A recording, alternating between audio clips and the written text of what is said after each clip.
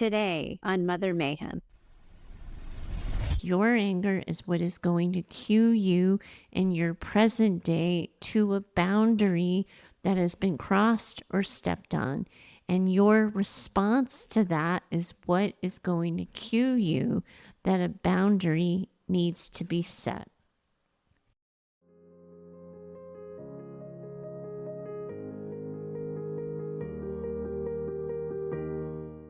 Welcome back to Mother Mayhem, the podcast for daughters of narcissistic and emotionally limited mothers. I'm your host, Heather Gray, and today I want to have an honest conversation with all of you about your anger, why you feel it, and its role in your trauma recovery. And I don't mind telling you, I think you heard me mention a couple of weeks ago that Clark and I have been fighting with our podcast audio equipment. This is now the fourth time I have tried to have this conversation with you. It is not escaping me that I am talking to y'all about anger while I am pretty angry and irritated myself. So here goes nothing. We'll see what happens. Mileage may vary. Now, some of you are listening to the start of this episode, and you already know that you are entitled to your anger, and you're comfortable with its role in your life. And you maybe have even allowed to let yourself feel your anger fully and completely. And you're beginning to understand how it's not just an emotion, but it's a guide that can point out and validate the abuse you've experienced. And your anger, well, it might feel like a protective shield, keeping you safe from further harm. You know that anger's been a part of your journey, and in some ways, it's empowered you to take a stand for yourself, for your boundaries, for your healing. But then there are going to be some of you listening, and you might think to yourself that you haven't ever really gotten angry. Maybe you've buried it so deep, kept it quiet, that you've even convinced yourself that it's not even there. You might feel like anger is something that you should avoid because it feels too much, too intense, and perhaps you have spent so much time trying to keep the peace or manage the chaos around you that feeling anger doesn't even feel like an option. You might be in a place of confusion, not really understanding even why you're not angry, especially when it seems like everyone around you is expecting you to be. But there are going to be others who might be experiencing a mixture of both. Maybe you feel the bursts of anger, but they're fleeting, or they come and go, and they don't have a lot of clarity around them.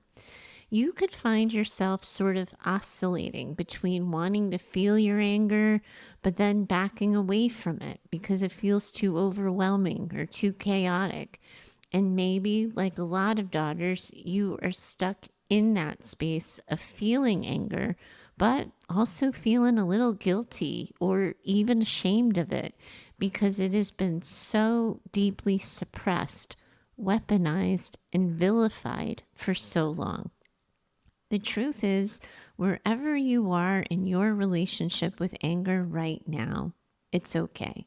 Whether you're embracing it, avoiding it, confused by it, or even terrified of it, your anger is your own. And it is really important to know that anger in the context of narcissistic abuse recovery is not just a feeling, it's a tool. It's one of the most powerful, liberating emotions you can experience as daughters. It's the voice that lets you know what's wrong, what was taken from you, what you had to endure, what you never had, what you always deserved. Your anger has your back. Your anger is wise mind calling out the bullshit, and it is pointing you toward what is no longer working for you, what boundaries need to change, and what deserves your attention and your validation. Here at Mayhem, we welcome your anger. We celebrate it. We validate it. and we respect it. However, we also need to help you understand it, control it, and learn what to do with it so it can be used for a force for good in your life and not something harmful. Today, I want to share 3 stories with you. And since we already have our beloved Golden Girls episode behind us, I need a new trio of names. And today, I get to introduce you to Judy, Violet, and Dora Lee. 3 women in the classic movie 9 to 5. And if at least one of you listening isn't immediately starting to sing about stumbling into the kitchen and pouring yourselves a cup of admission, well, let's just say I might feel like I failed as your country music loving podcast host. So, first, let me introduce you to Violet. You're going to hear her story, and then I'll find you on the other side. Hi, Heather. I've been enjoying your podcast so much. Thank you so much. Most recently, I enjoyed the podcast about fear towards our narcissistic mothers. Have you considered or have had a podcast about long-term resentment and anger? I will tell you a bit of my story. I would send you a voicemail, but it's so long, I'll just type it for now. I am low contact with my mom. She is late 80s and I'm 59. And even though I'm low contact with her, I have a lot of resentment and anger toward her.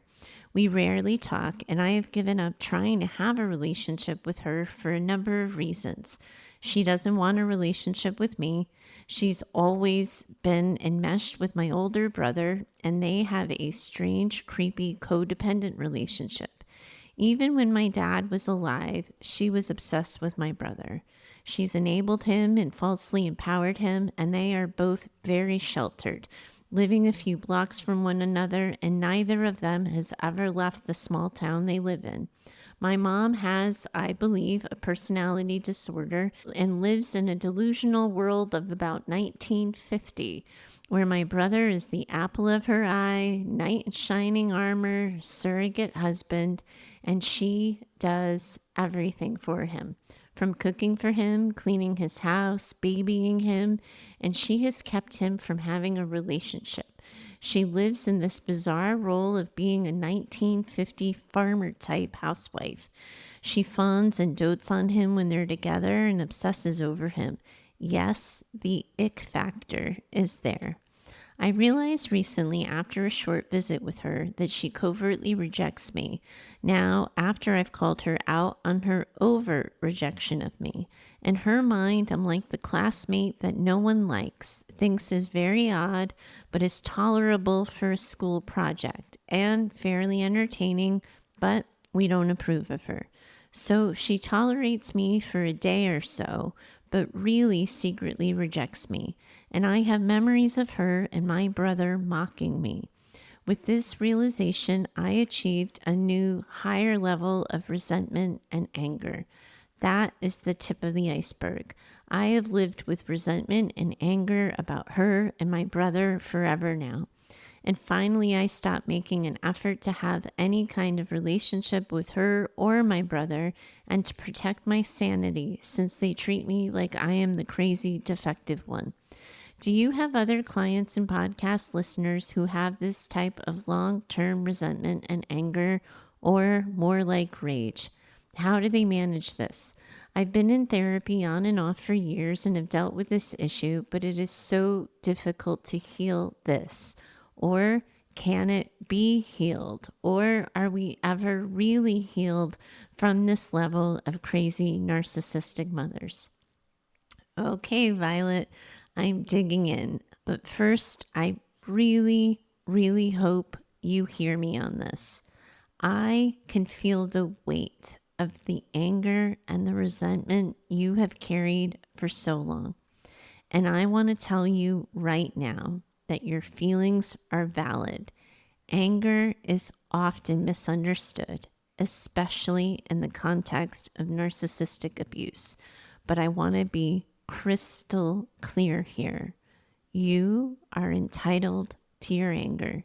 Your experiences, your pain, and the repeated rejection you've endured deserve to be seen, to be heard, and it is important to honor those feelings rather than push them away and try to make them fit into any kind of preconceived idea of what healing should look like.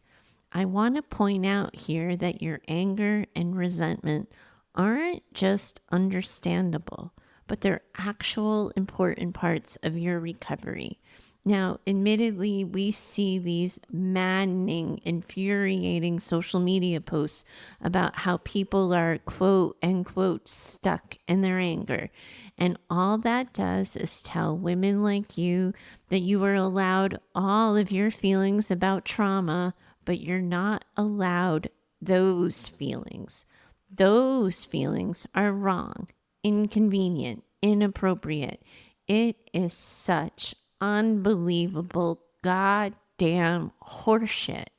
And messaging like this is damaging for all of you because it tells you that you're doing trauma recovery wrong, that some of your feelings need to be put in a box or they don't belong. And that messaging only lengthens the time it takes you to actually heal, because first you have to heal from your abuse and then you have to heal from that toxic messaging about your healing. Greetings from the soapbox. Ask me how I really feel about it, because I hope you hear how strongly I feel about this. This, Violet, is not about being stuck in your anger. People like to say this, but it is about acknowledging an incredibly powerful emotion that has been telling you the truth about your experiences. Your anger is the voice of your wise mind, recognizing the awful way you've been treated, and it is your body and your heart's way of saying, this was wrong. I was wrong. And I'm not going to deny that anymore. You have every right to feel enraged by the way your mother and brother have treated you, by their rejection, by their toxic enmeshment. It is not only okay to feel this way, it is healthy to feel it. It is a step toward reclaiming your power and releasing that weight of their manipulation. And I would like to speak to the bigger picture of anger and trauma healing. Remember what I said at the beginning of this episode. In narcissistic abuse recovery, or any kind of trauma recovery really, anger isn't just an emotion. It's a tool. It's an emotional signal that tells you something is wrong, that something was wrong, that so many boundaries have been crossed, and that your needs had not been met in a way that ever honored you as a person. Anger, in this case, is a direct response to the years of neglect, rejection, and being dismissed as the crazy, defective one by the very people who were supposed to love and protect you. And you need your anger right now, because your anger is what is going to cue you in your present day to a boundary that has been crossed or stepped on. And your response to that is what is going to cue you that a boundary needs to be set. And here's something else that I need to point out too. Your anger, well, it's only part of the recovery process. It is important to let yourself feel your anger, but it is also important to understand its role in moving forward. Because if your anger's left unaddressed, that is how you end up losing control of it. Your anger becomes something that gets turned inward onto yourself. It's what starts sounding like self-blame or self-criticism. And that is how your anger, if left unchecked, ends up becoming something that is toxic. However, when we just stop and try to listen to whatever it is trying to tell us, your anger can help you see the truth and can give you the courage you need to start setting healthier boundaries. And if you're open to letting it do its job, your anger can become a catalyst for actual, real change. You, Violet, you're already taking steps in that direction by cutting contact with your mother and brother and by recognizing that you do not have to engage with their rejection any longer. And to speak to your question, can you heal from this level of abuse? You have all heard me say this on the show so many times, and please let me say it again now.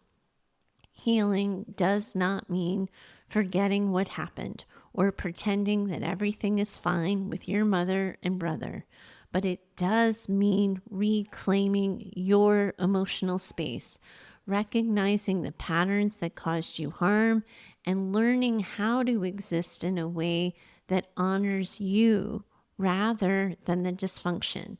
You may not heal from the hurt of having a narcissistic mother, but you can heal from the impact it has had on your life, on your self-worth, your ability to set boundaries, and your own emotional peace.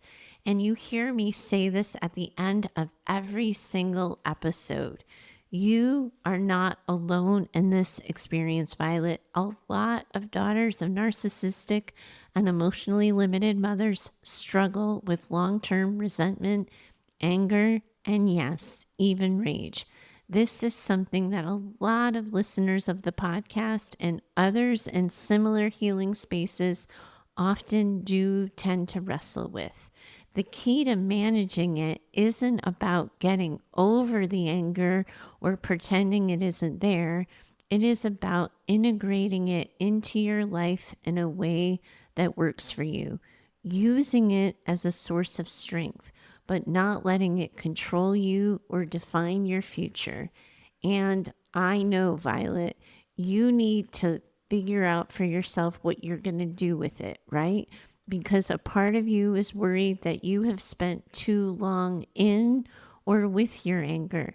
But first, I want to make sure you have actually spent time with it in a way that has been permissive of it, tolerant of it, welcoming of it. If you haven't yet done this part, if you've just kept pushing it away or pushing it down without ever really sitting with it, I want to encourage you to make room for your anger, to allow it into the room and into your healing space. We need you to sit with your anger so you can listen to what it has to say and what it has been trying to tell you. Don't rush to fix it or to push it away. Honor it. Respect that it very likely has a message for you. And maybe you're going to want to try journaling about it, writing down the details of how your mother and brother have treated you, and allow yourself to fully express that anger.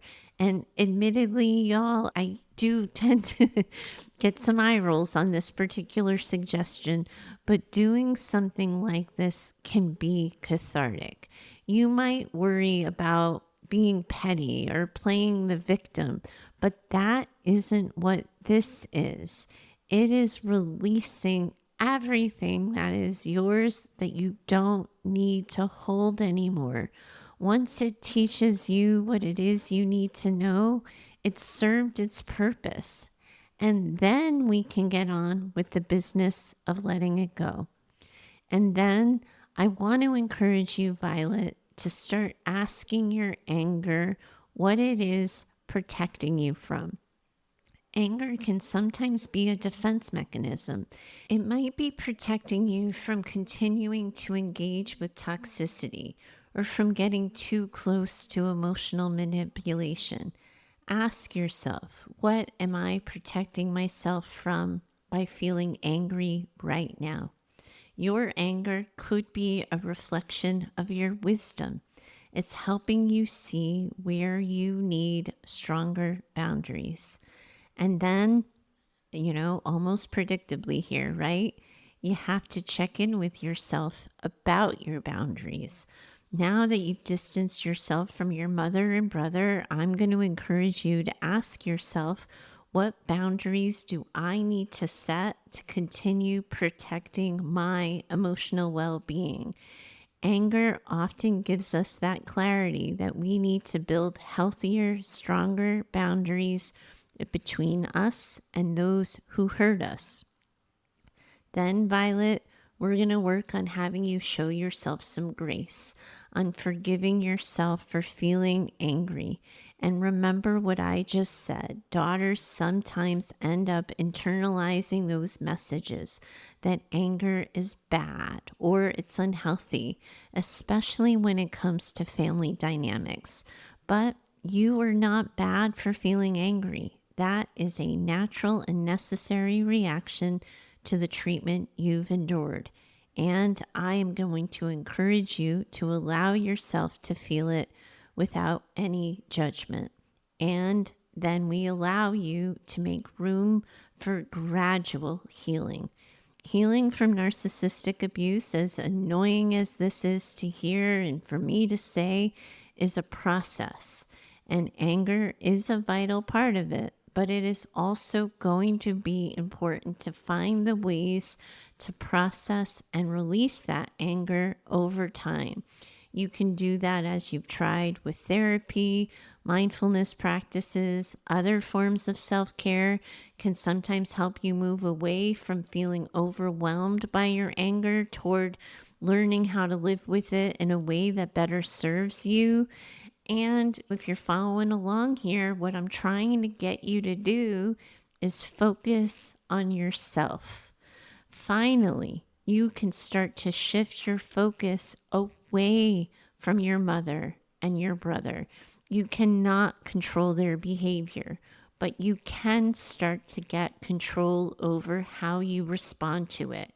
And you can start investing more into your own life, your joy, your peace, your relationships with the people who truly value you. And that means I need to talk about a hard truth that comes with all of this. Sometimes it is absolutely going to feel like your anger has gotten the best of you because you have chosen words or actions that don't align with who you want to be or how you want to move through the world. You will feel energy in your body that is physically uncomfortable to be in, and you will just want it to go away because it can feel so hard to rein it in.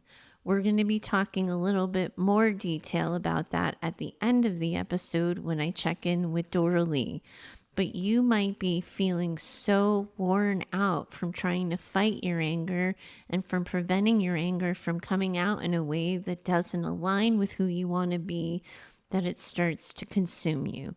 It can start to feel like you're carving yourself from the inside out in an attempt to prevent it from leaking out everywhere. And that just takes up so much energy. So, what do you do if your anger does start to, in fact, become out of your control? Anger, especially when it's been repressed or suppressed for so long, can sometimes start to feel like it's taking on a life of its own. And that's okay. What's important is knowing how to manage it when it feels like it's taking over.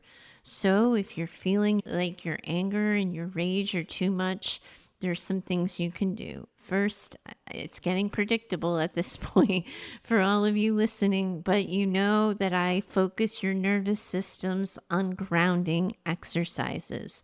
When your anger feels like it's spiraling, the grounding techniques that we talk about on the show so regularly really can help you start to bring yourself back into your body and to center yourself on your emotions. You can try something simple like deep breathing focusing on the sensations of your feet on the ground. Now that we're starting to experience spring in so many different places, I can send you all outside to start touching grass, as they like to say. And then you can always use the 5, 4, 3, 2, 1 technique that I talk about on the show, naming the 5 things you can see, the 4 things you can touch, etc., etc. Doing things that are focused on grounding can help you break the cycle of anger and can help you prevent it from becoming overwhelming. And I know nobody likes to be told to move more. Nobody likes to be told they should go to the gym more often. But also true, sometimes anger does need to be released physically in a healthy way. This can be through exercise, through punching a pillow, screaming into a safe space, or even stomping your feet or running up the stairs really hard and fast. I also, in moments like this, like to recommend strength training to all of you, regardless if anger is a thing for you in your life. We already know that all of you are so mentally strong for having gotten through what you have. But I also happen to believe and have experienced myself that there is value in seeing physical, visible, measurable ways that your body is strong and witnessing what it can be capable of when you start lifting weights. I also, I think I've said this on the show before, did spend a year or so in a boxing gym. And while I know that's not going to be for everyone, it really did change my own story of what I was capable of. And it is important for you to find a way to move the anger out of your body, not because it doesn't belong there, but because that's what you have to do with any feeling. We have to help you see your feelings through. Doing exercises like this, it's not going to instantly make your anger go away, but it can help you release it and reduce its intensity. And Violet, you and I met through Tuesday Group, so I know you've been using group to help you work through some of this stuff. But something that's important for all of you to remember for every single conversation we have here is that while I am proud of this podcast and the value it offers and the conversations we have, it simply cannot be your only healing resource. Mayhem can't be that for you because you deserve to take up space. You can't just listen about your story and hear about your story. You deserve for your story to take up space, to have your story shared out loud, to allow the gift of what it can be like to have a mirror put up in front of your experience.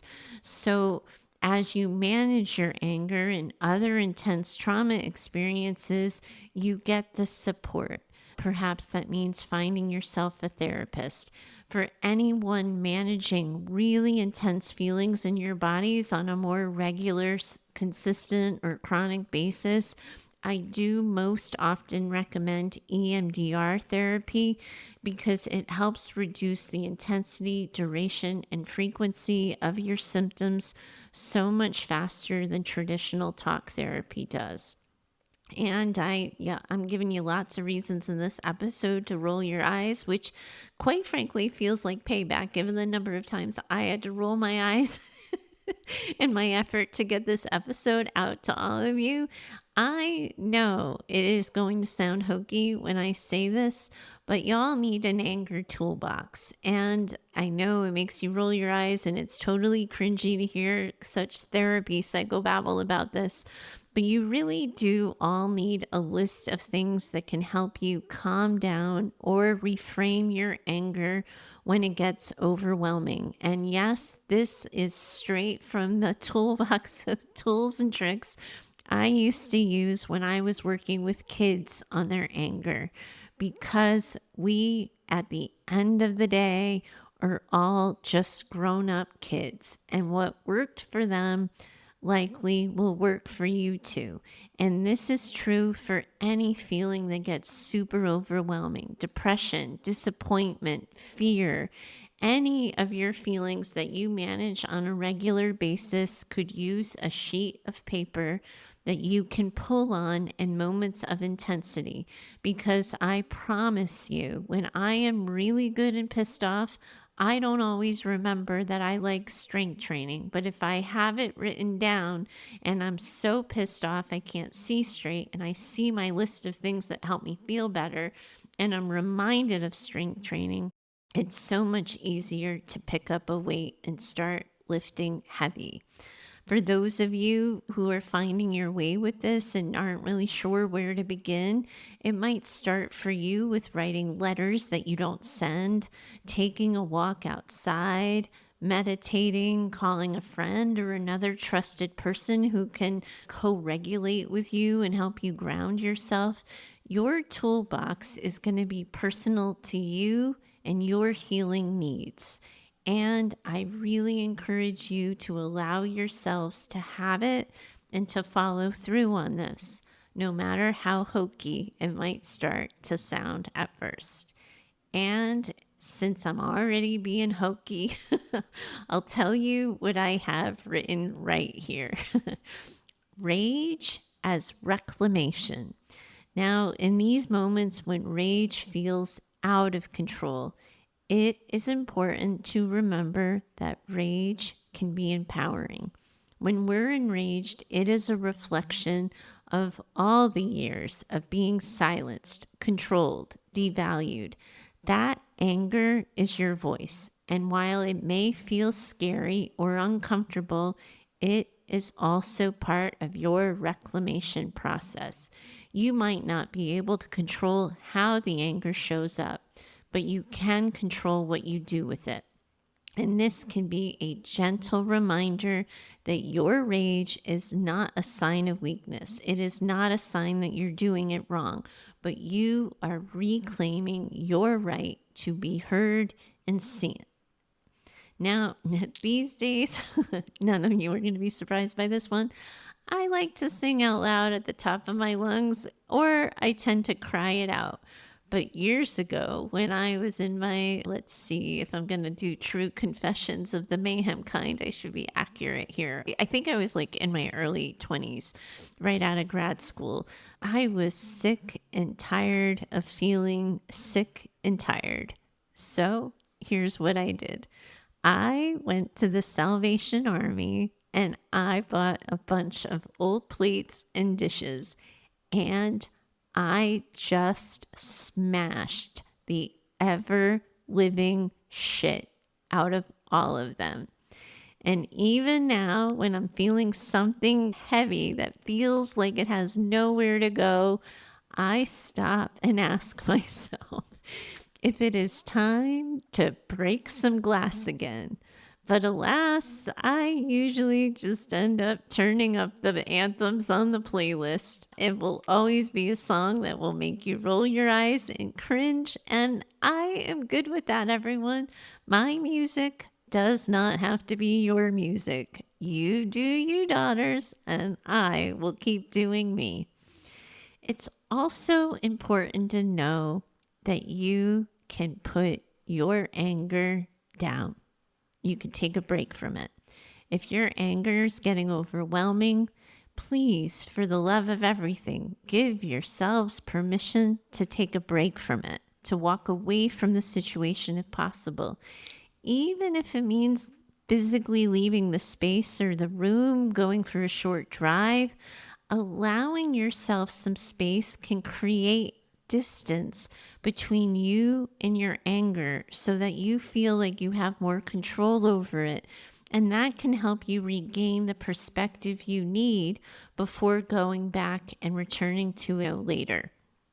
And while your anger is for sure a powerful tool indicator of your recovery and healing journey, it is really important to remember in moments like this, Violet, that your anger does not define you. Your anger gets to be yours, and you always get to decide how it is best going to serve you. You can stay in the driver's seat, even when it's your anger we're talking about. Healing doesn't mean getting rid of your anger entirely. It means finding peace despite it, using it to protect yourself, and ultimately transforming it into something that can fuel your empowerment, your recovery, and not your suffering. So please be kind to yourself. If your anger feels like it's out of control sometimes, that is okay. It is more than understandable, and it is for sure a part of the process. And you're not alone in it. So keep taking small steps. Reach out for support when you need it, and remind yourself that you deserve peace, safety, and a life free from the toxic patterns of your past. You have got this. Keep going, Violet. Mayhem has you. Okay, Judy, you are up, my friend. Judy reached out to me over on Instagram, and this is what she asked me.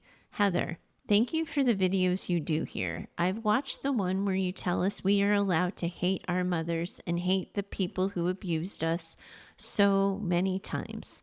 Anytime I need a refresher, a morning boost, or as you like to say, an atta girl, there you go, Judy, you are my girl. I am wondering if you can help me with something I am struggling with. Jealousy.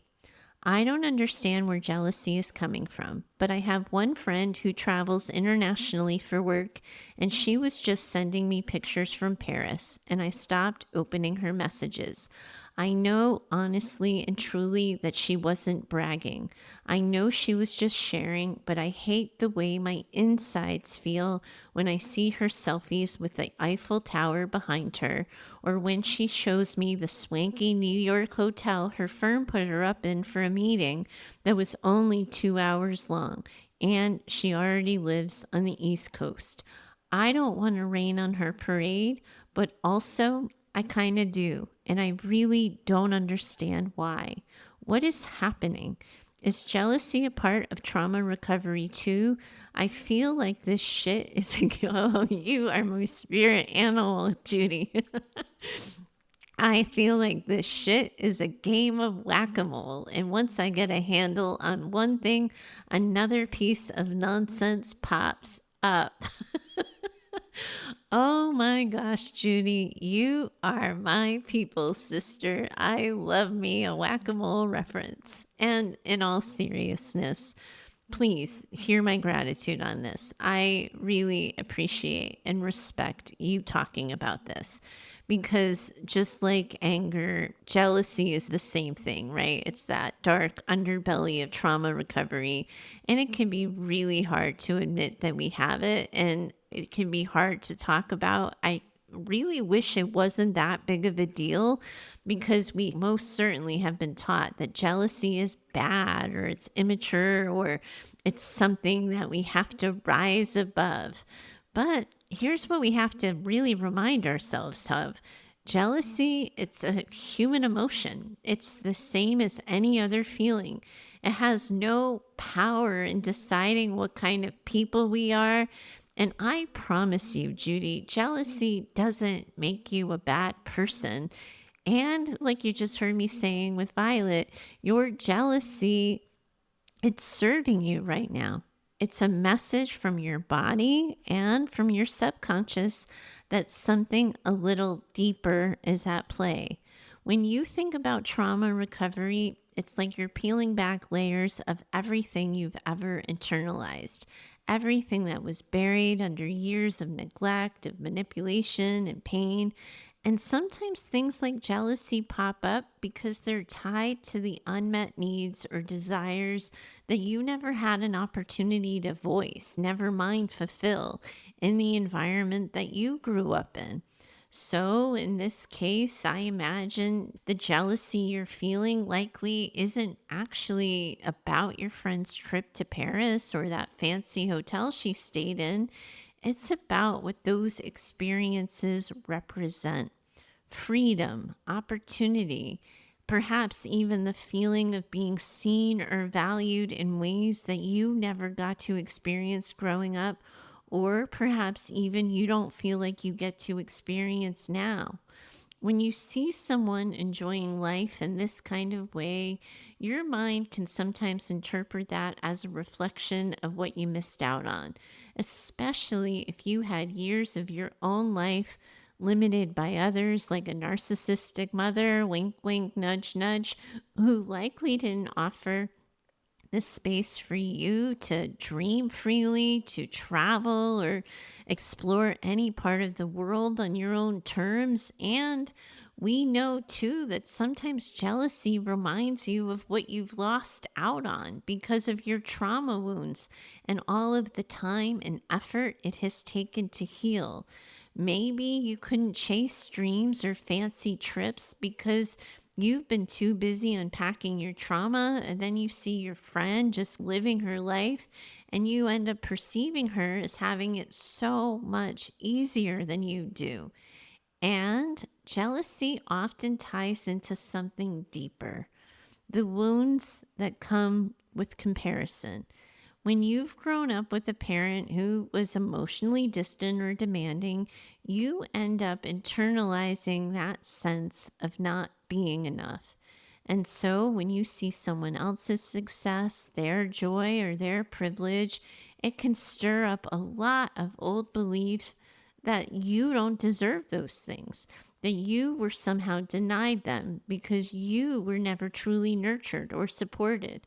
And that feeling of whack-a-mole, I was so determined to sneak that in again.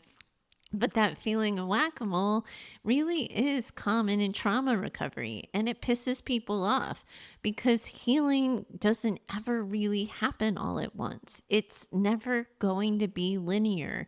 You might feel like you've gotten a handle on one part of the emotional landscape you've been managing, and then wham, something else pops up. And yes, that is maddening. And yes, it's a part of the journey. And as you heal the things that were buried under the surface, they start to rise up. You guys experience this all the time. And when they rise up, they have to be processed too. And that is super fucking annoying. But also, there's good news in this. Each time you notice a feeling that comes to the surface, like jealousy, it is a reminder and a sign and specific measurable proof that you are becoming in tune with your emotions. You are not stuck. You are simply becoming aware of a new layer that you now have the chance to explore, learn about, and heal from. So, what's happening here, Judy, is a couple of things. It's a natural human emotion that's becoming amplified by your trauma. It's a product of those old wounds, and it's a sign that there's still healing that needs to be done around your own sense of worthiness, freedom, and deservedness. What you're going to want to do is be gentle with yourself in this process. Jealousy does not make you a bad person. It's simply a feeling that's telling you it might be time to go deeper. It's important you not judge yourself for it, but rather use it as an opportunity to get curious about why it's coming up for you right now. What we want you to do here is sit with the feeling of jealousy without shaming it. Rather than turning it and using it against yourself or against your friend, let's just use it like I was telling Violet to use her anger as a messenger. What is your jealousy trying to tell you? What does this feeling of jealousy reveal about your own desires? What parts of you feel deprived or overlooked when you see this kind of success or this kind of freedom? What would it feel like to give yourself permission to experience the things that you have become jealous of? Adventure, relaxation, feeling valued. And what would it look like if you started to give yourself permission to create those experiences in your own life, even if only in small ways? Jealousy acts as a signal, and it can help you get closer to what you really want in your life. So, rather than rejecting it, you can use it as a tool to guide your healing. The more you embrace it without judgment, the more you'll understand what parts of yourself need attention and healing. While it might feel like it's popping up all at once, take some comfort in knowing that these feelings are just a part of your healing journey. It's not an indication of failure. It's not any kind of future casting. It is just another layer, something else, yes, like whack-a-mole, that's coming up for you to process. And this is you doing the work.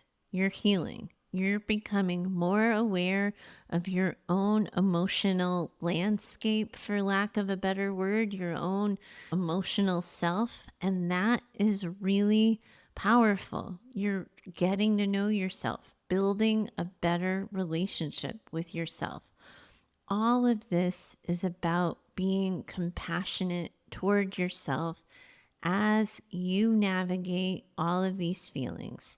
It is about being able to sit with your jealousy or your anger or any other emotion that arises with the understanding and the knowledge that you're learning, you're growing, and you're healing. And each one of those feelings, and I know this sounds condescending, and I promise you guys I don't mean it in this way, but each of these feelings is getting you closer to reclaiming your worth, your truth, your freedom, your full self.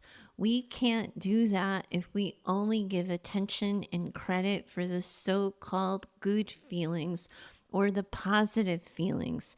We have to get you to know and understand yourselves completely. So use it as an opportunity to trust yourself, to remind yourself of who you are, and to just remind yourselves too that you just might be exactly where you're supposed to be. Okay, Dora Lee, try not to start singing 9 to 5 to all of you. Here goes. We've got you too. Hi, Heather. I need help out of a big ol' mess I got myself into. I lost my shit on a friend who really did not deserve it. I don't even know what happened. I had asked her to dinner and she said she couldn't because of something with her kids. And then I got madder because she didn't seem to care that we hadn't gotten together in a while. Then I got worked up because I'm always the one who texts and checks in and she never does. And instead of telling her my feelings were hurt like an adult would, I just unleashed on her. I was so mean and awful and unfair, and I didn't even tell the truth. She sent me flowers after I got a good review at work. She invited me to ice cream with her kids one day. She absolutely makes an effort with me. She texts, she memes. Oh, memeing is a verb now, Doralee. We talk about our TV shows. I don't even know what came over me. I apologized and she showed me grace, but honestly, even her grace annoys me, and I find myself mad at her about that now too. How do I get myself out of this mess I made? I know I am tangled up in the mother bullshit, but I don't know how I got here, why I got here, and I sure as fuck don't know what to do next. How do I set this right with myself and with her? I have a feeling, well, no, I don't have a feeling. I know she is a people pleaser too. And I know the hurt I caused had to be bigger than she let on to me, because it would have hurt me a whole heck of a lot to hear what she had to say to me if the places had been reversed. I was mean, and she didn't even tell me how that made her feel, even though I asked her to, and I invited her to share. I have no idea how to clean this slate. Help me clean up my mess. Oh, Dorlee. Oh, let me just reassure you here, sister. Like it or not, this is for sure a thing that happens, not just to you daughters, but to everyone. It just feels more personal to you daughters because it doesn't just trip up on the mother wound when it happens. It trips up on your biggest fear come to life. That because of how you were raised, you will become someone who is just like your mother. So when you're mean and awful in a moment you regret, you think of yourselves as just like your mothers. And that's why it ends up being so hard to get over, to understand, to sort through, or to fix. So here is a genuine, friendly, non-judgmental reminder. Your mothers, well, they're not writing into podcasts with stories of regret, personal accountability, or remorse. If they are writing into anyone anywhere, they are saying how the problem is never them. It is always someone else, and how they are the true victims. So, my friend Dorlee, you are not your mother. This is not that. You feel remorse and you feel guilt, and you're clearly speaking to feelings of shame around here. But your mothers are not capable of doing any of that. So, yeah, you lost your mind. You lost your shit. You lost your patience. And sounds like you lost your way. But you are not your mother. This is not that. You made a mistake. You made a mess. And now you are doing your best to learn how to clean it up. If you're going to focus on your behavior here, and I encourage you to do that, warts and all, you have got to be honest with yourself about all of it. This part too, that you're reaching out for help with accountability on your behavior. This isn't just about what you did now. It's about what you would try to do after and what you are going to do next. Mayhem, we get you on this. And Mayhem has you on this, Dorlee. So let's get to the business of sorting this one out. First, you got to hear me on this. And I really need you to hear me on this because I have to speak through your shame. It takes honesty and vulnerability to admit what happened, especially when we know we have hurt someone we care about. It is so easy to get so tangled up in old wounds with things that have been buried and are under the surface. And when you're in trauma recovery, those things do tend to rise up in unexpected, unpredictable moments. What you're describing here isn't just about a mess you've created. It is a clear reflection for you about how rejection can trip the mother wound. The hurt you felt when your friend repeatedly said no, the anger that built up, and the eruption that followed all point to something a little bit deeper. It's that old familiar feeling that comes with not being chosen, not being prioritized. And it brings up those deep wounds from childhood that you were always left wanting. The feeling of rejection, when it pops up like that, really can hit so hard because it is connected to the unmet needs and all of the emotional neglect you experienced as children. The truth is here, when you are triggered by something like rejection, especially when it mirrors that emotional neglect or the distance you felt from your moms, you can feel like a part of you got rejected again. And that's the part of you that gets so angry and so hurt that it lashes out. This is your pain of the mother wound speaking, and we don't always want it to scream and we don't always want it to yell, but we have got to understand it if we're going to better control it.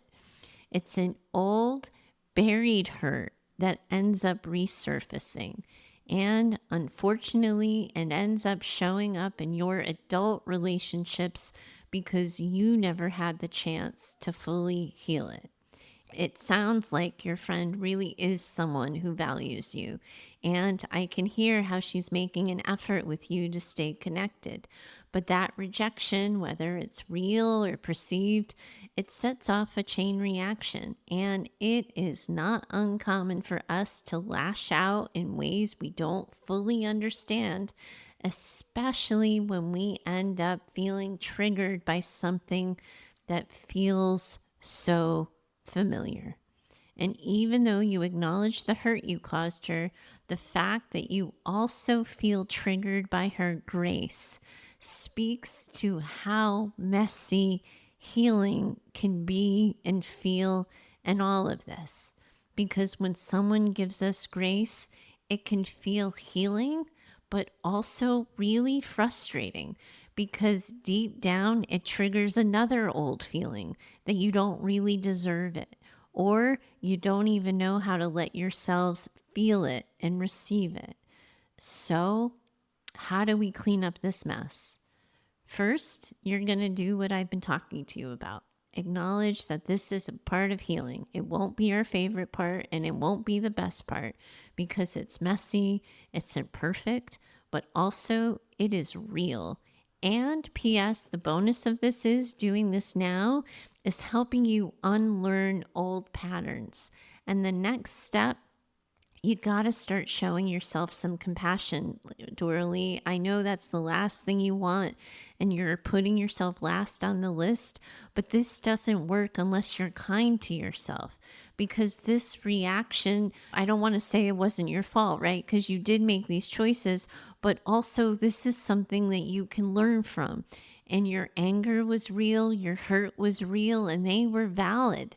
What didn't work for you was the way it came out, because that may not have been healthy and that may not have been fair. And that's okay because we're going to use that for the next steps. Here's how I think you move forward with both yourself and your friend. First, you have got to be honest with the source.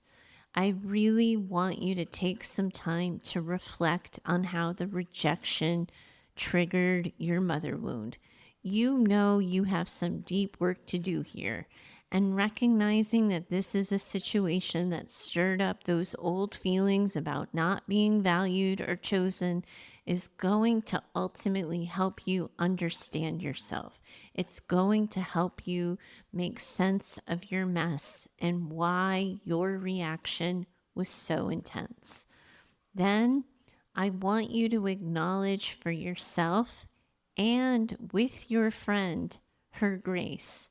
Your friend's grace is a reflection of her care for you. Even if she's also a people pleaser, it doesn't mean her care for you is fake or not real.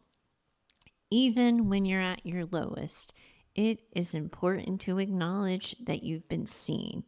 Even though you might feel that sense of discomfort around her grace and her forgiveness, I want to encourage you to use this as a reframe, that you are actually worthy of care, of understanding, of second chances. Her grace doesn't erase or take away from your healing journey. It provides an opportunity for you to receive what it is you deserve. Then, with that clarity, perhaps you'll be able to offer a more clear apology. We know you've already apologized, and I have to tell you that is a big fucking deal. And also, P.S., sometimes people just want an apology and then they understand. Everybody loses their shit, and they can forgive you because they know your heart. You don't have to be crawling on your knees repenting. But if you don't feel like this apology captured it the first time around, you can take it a step further and take responsibility for the way you imagine your actions might have impacted her. And it might sound something like, I really want you to know that I recognize that I hurt you. And it's important that I tell you it wasn't about you. It was about me feeling rejected and hurt by something that wasn't even your fault. And I am so sorry for unloading it on you. I regret that so much. And I'm so grateful for the grace you've shown me. I really appreciate it. This will show your friend that you're working on understanding the root cause of what it is that went down, that you're doing the work to ensure that something like this doesn't happen again.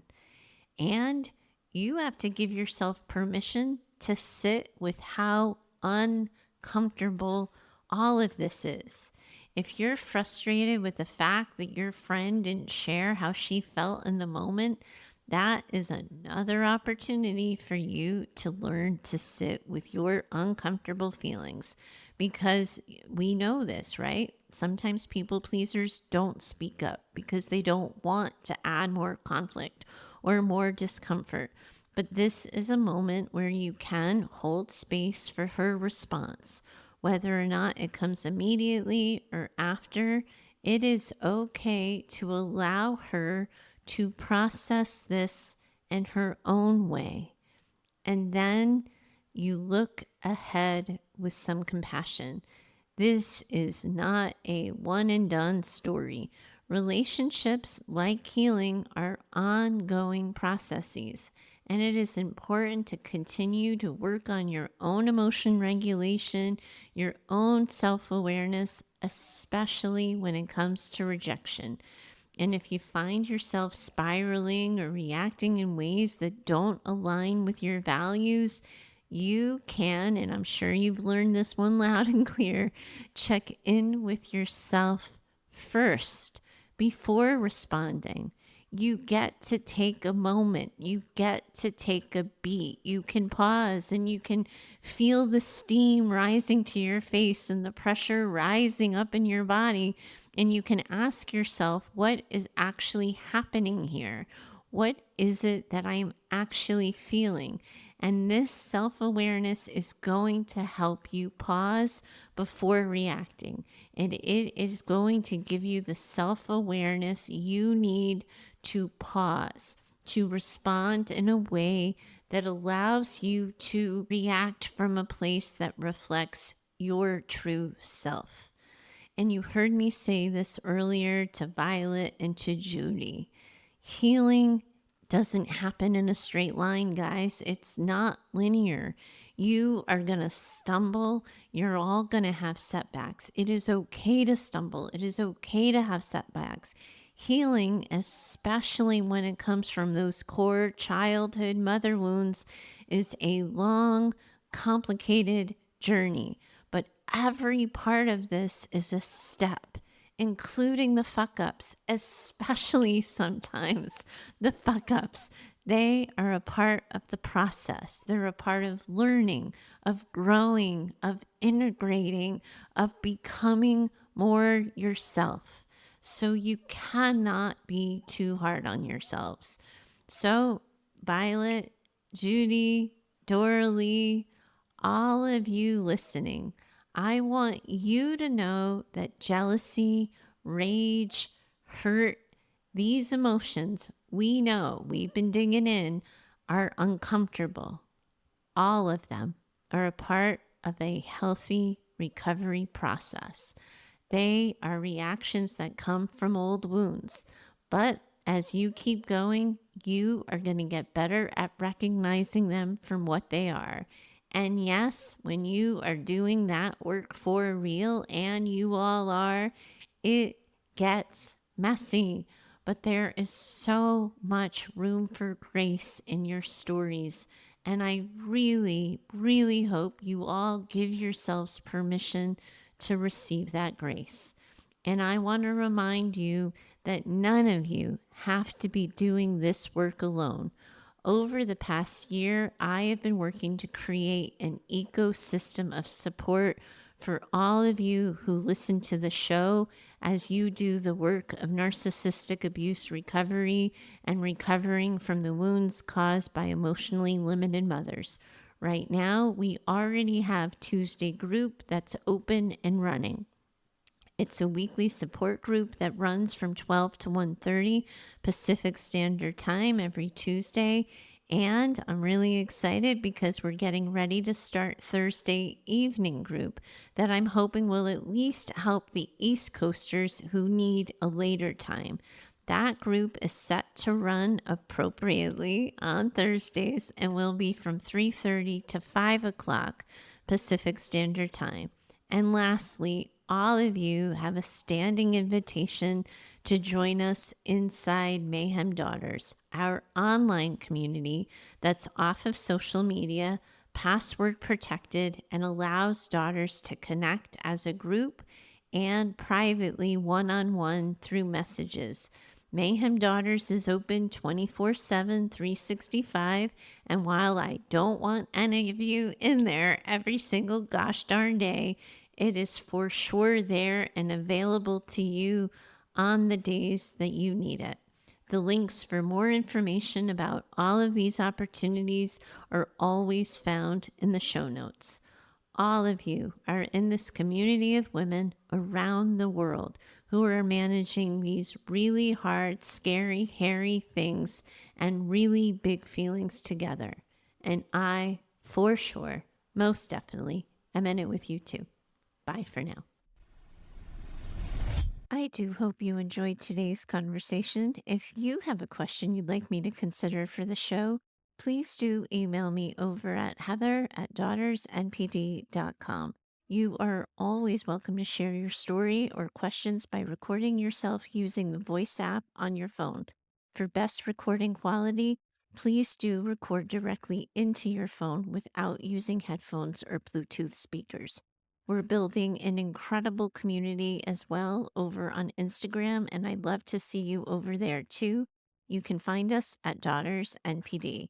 Lastly, if you love what you've been hearing here on Mayhem and have found the show helpful in your own trauma recovery, please do consider becoming a Mother Mayhem sponsor by purchasing simple scripts for saying hard things. It's a resource I created that provides the right words for the hard conversations, and it covers life, love, and work. You'll find a link for that in the show notes. If you know another woman who needs this conversation in her life, please do share the show with her. Your reviews and social shares help spread the word, and I hope you'll consider doing so. Special thanks to Heather Clark for editing the show. She's in my head and knows what I meant to say when the words come out backwards. Thanks so much for your time today. As always, I'm in it with you. Bye for now.